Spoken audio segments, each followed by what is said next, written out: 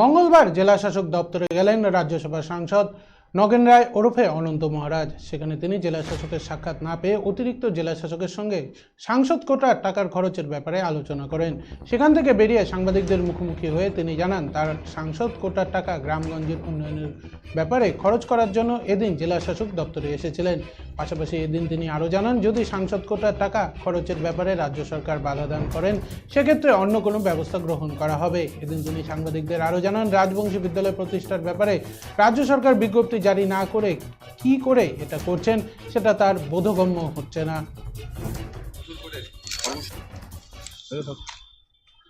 Get ready to celebrate the biggest New Year party at Kurimoho Royals with unforgettable night of music, dance and celebration.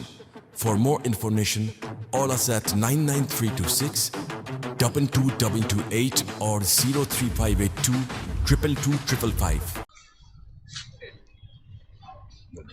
দাদা, জেলা শাসক দপ্তরে কি নিয়ে কথা? আজকে কুচবিহার জেলা শাসকের অফিসে এসেছি। এখানে ওই আমার এমপিলেট ফান্ড যেটা আছে এটা রিলিজ করেছে গভর্নমেন্ট, সেটা কার্যকরী করার জন্য গ্রামগঞ্জে যে এলাকায় ডেভেলপ করার জন্য আমি সিদ্ধান্ত করেছি।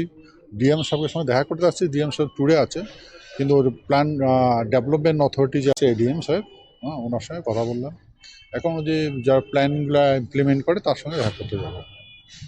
বিভিন্ন বিষয়ে দেখা যাচ্ছে যে বিজেপি এমএলএ যারা রয়েছেন বা সাংসদ রয়েছেন তাদের যে কাজকর্ম সেগুলো আটকে দিচ্ছে রাজ্য সরকার। তো এটা নয়, তো এটা গভর্নমেন্ট যেখানে হবে সেখানে করতে পারবে না। আগের প্রসিডিং আর এখন প্রসিডিং তো বহুত পার্থক্য আছে। উনি রাজ্যের সর্বস্ব পদে আছেন, উনি ভালো করে জানেন, কিন্তু উনি যদি এই কাজ করেন সেটা তো এই বিষয়ে আমি জানবো না। দেখা যাচ্ছে যে মিহির গোস্বামী এই নিয়ে প্রেস মিট করেছিল এবং তারপরেই যে বংশীবদন বর্মন তারা একটা মহা মিছিল করে এবং বিশ্ববিদ্যালয় মিহির গোস্বামী বিশ্ববিদ্যালয়টা এখানে পুরায় বিক্ষোভ দেখায়। দেখুন, আন্দোলন করা আইনগত ব্যবস্থাপনা গভর্নমেন্ট কার্যকরী করার বহুত ডিফারেন্স ভাই। যারা আন্দোলন করে তো হয় না, আইনের কথাটা আন্দোলন করে হয় না। দিকে এখন কি প্রসিডিং আছে সেটা আমি জানি না, গভর্নমেন্ট কেন রিক্রুটমেন্ট করতে সেটাও জানি না, কোন ইয়াতে করতেছে ওইটা আমি তো জানি না।